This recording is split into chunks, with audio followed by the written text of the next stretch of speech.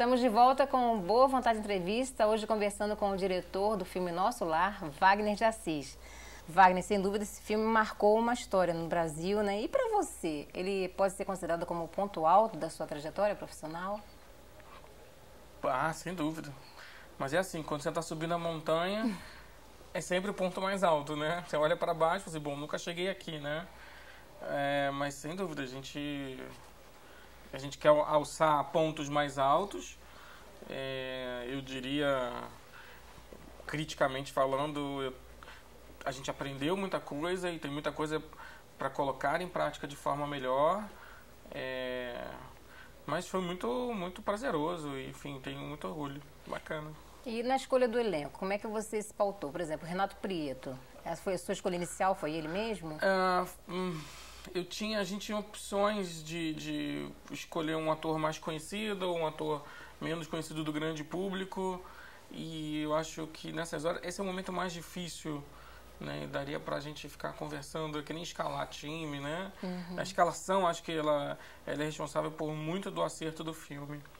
Então, o Renato, eu já o conhecia, já tinha visto ele no teatro, ele nunca tinha feito cinema. Eu acho que o André Luiz é um personagem muito forte, tinha que ser interpretado por alguém que conhecesse o André Luiz, não de fato, mas conhecesse os livros, a temática, a história, e que tivesse alguma comunicação com um público primário, que era o público espírito, o público inicial.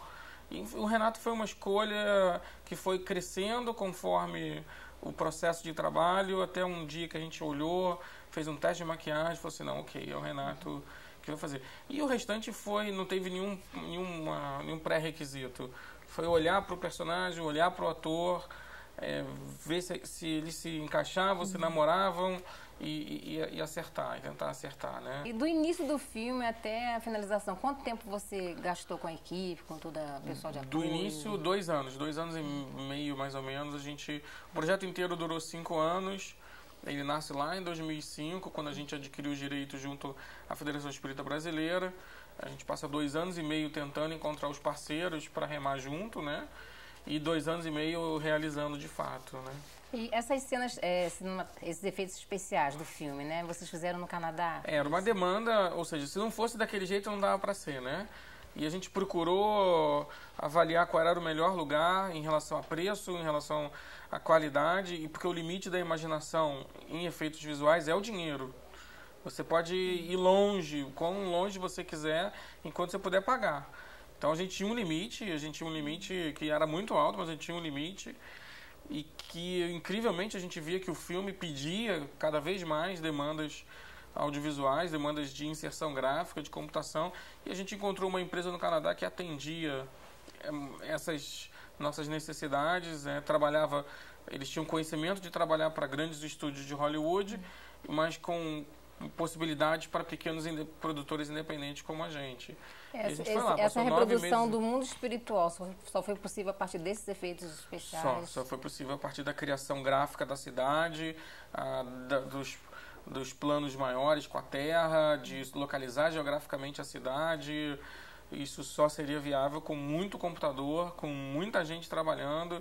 Em determinado momento a gente tinha 90 profissionais trabalhando só no Nosso Lar, num super estúdio lá em Toronto, no Canadá. Então 30 graus abaixo de zero do lado de fora, e a gente lá mergulhado num processo, foi quase uma nova filmagem, foi tão duro e difícil quanto a filmagem. A gente vê que as cenas dessa cidade espiritual Nosso Lar se assemelham muito aos aspectos arquitetônicos de Brasília, né? Teve uma inspiração no Niemeyer, sim, exatamente. Na verdade, a Lia Ren, a diretora de arte, o filme acabou sendo laureado com um prêmio no Festival de Cinema de Brasil, Festival Brasileiro de Miami de Cinema. A gente ganhou o prêmio de melhor direção de arte. E é bacana porque é um reconhecimento do trabalho da Lia Ren. E que quando ela começou a conceber junto com a gente o que seria a parte visual, ela como arquiteta e apaixonada pelo Niemeyer e pelo Santiago Calatrava e por essa arquitetura que hoje é real no mundo, ela falou, olha, Wagner, eu acredito que ali em 1940, né, porque o livro foi escrito, essa arquitetura já existisse no mundo espiritual. Então vamos tentar elaborar simbolismos, e o filme, enfim, ele é simbólico, né? Sim. E vamos tentar fazer uma arquitetura que seja hoje atual. E aí ela realmente foi beber da água ali do Niemeyer, do Calatrava e de alguns outros arquitetos que estão nessa mesma linha, né? Eu não sei se você percebeu a semelhança, mas tem uma pirâmide, né, que se parece muito com a pirâmide da LBV, do Templo da Boa Vontade. É verdade, Ministério das Comunicações, né? É verdade. O uso da pirâmide acabou sendo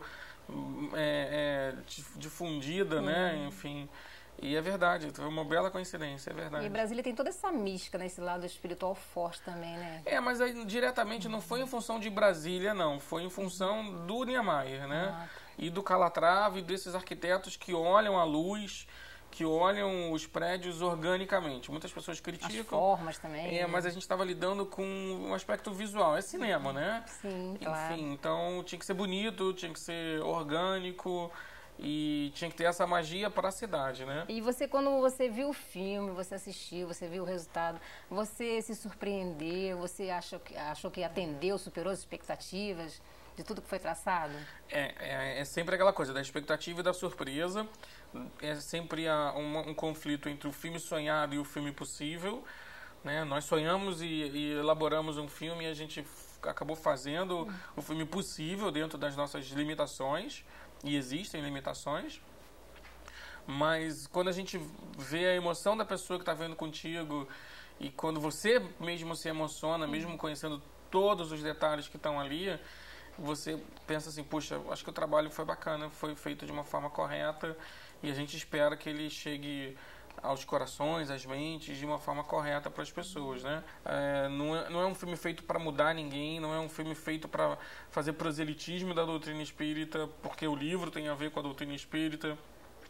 A história tem a ver com conceitos humanos, com aspectos universais.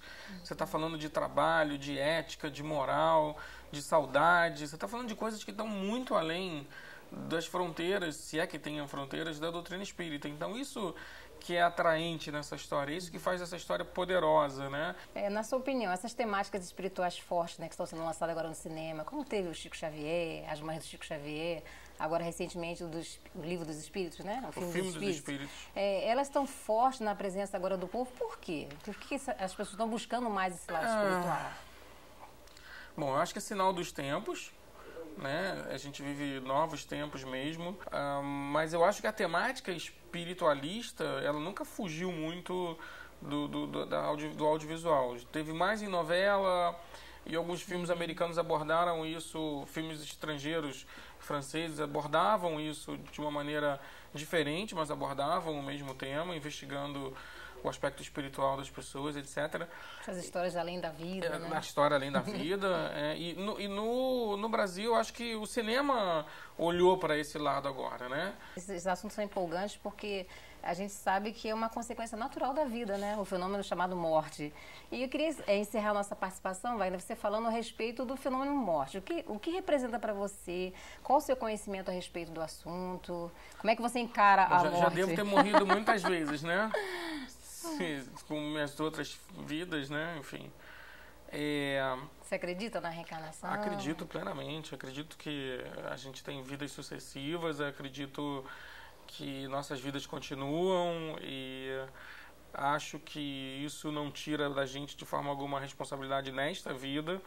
Isso não é álibi para nada que se faça nessa vida, né? E acho que isso pesa muito mais, inclusive, a informação, né, de saber que você é extremamente responsável pelo que você está fazendo e a lei de ação e reação não falha, né, aqui ou em qualquer lugar. E eu acho que, enfim, o fenômeno da morte é um fenômeno natural que ainda causa dor na gente, né? Enfim, medo e absolutamente normal, mas prefiro pensar sempre na vida além da vida, né? Vencer isso nesse sentido. Né? E fazer da vida hoje, o aqui, o agora, essencial, né? Vital, transformador, reformador, né? Para que as pessoas aprendam a olhar os semelhantes de uma maneira correta, né? E vocês aqui na NBV fazem isso muito bem e eu acho que isso tem que continuar como a semente que é e é isso, cada um monte de sementinho em um monte de lugar fazem um pomar um dia, né? Sim, e vai se espalhando a solidariedade cada vez mais nos corações humanos. É isso. Wagner, a gente quer agradecer a você a participação aqui no programa Boa Vontade Entrevista, parabenizá-lo, né, pelo seu trabalho também, né, o livro Nosso Lar, os bastidores do filme, né? Tivemos presente lá também no lançamento. Nasceu de um monte de anotações e um material iconográfico bacana. E tá aí, né? As pessoas que querem curtir um pouco mais do filme os bastidores. E vem mais projetos aí pela frente.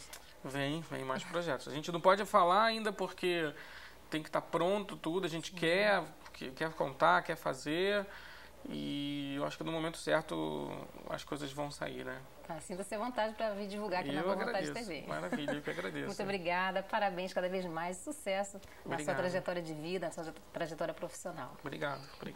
O Boa Vontade Entrevista fica por aqui, lembrando que a editora Elevação e a gravadora Som Puro lançaram uma série de radionovelas interpretadas por grandes nomes da dublagem, entre elas O Nosso Lar. A famosa história de André Luiz, psicografada por Francisco Cândido Xavier, relata as experiências humanas e a trajetória espiritual desse importante médico após a morte do corpo físico. A radionovela, uma iniciativa do jornalista e radialista Paiva Neto, com direitos autorais gentilmente cedidos pela Federação Espírita Brasileira, a FEB, reúne os maiores dubladores das superproduções de Hollywood, que imprimem emoção e calor humano aos personagens dessa comovente história.